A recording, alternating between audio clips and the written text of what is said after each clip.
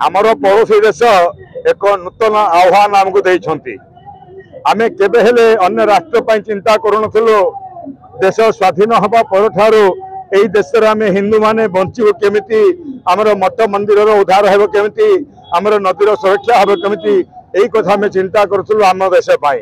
किंतु आमर पड़ोसी राष्ट्र बांग्लादेश रे आज हिंदू मानक ऊपर जो अत्याचार होची, किछि मास धरी हिंदू मानकर घर भांगी दिया जाउची, हिंदू मानक तोड़ी दिया जाउची, हिंदू मानक हत्या कर दिया जाउची, हिंदू मानकर झियो मानक उठेई नहीं धर्षण करी रास्ता कड़े फोपाड़ी दिया जाउची एवं हिंदू माने जो बजार करिसंती ताको शत्रु संपत्ति आईन विवेचना करी से संपत्ति को मध्य लूट करुछंती।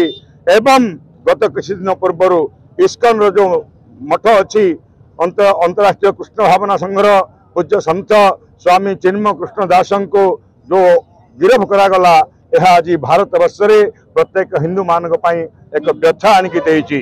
तेणु आज यही आम गजपति जिलार सदर महकुमा आमे आमर माननीय जिलापाल माध्यम आमर महामहिम राष्ट्रपति को आमे जनइबू अंतरराष्ट्रीय चाप द्वारा आम पड़ोसी राष्ट्र रे निर्मल भाव हत्या होता निंदनीय होता हिंदू मान को सुरक्षा दिंतु तथा चिन्मय कृष्ण दास महाराजा को तुरंत खलास करंतु।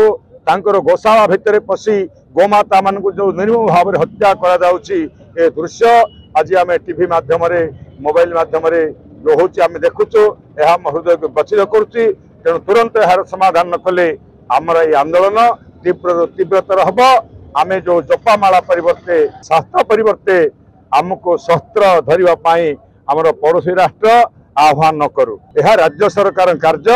राज्य सरकार कौन जानी ना यही देश में आज हिंदू मान को जगह टिके नहीं।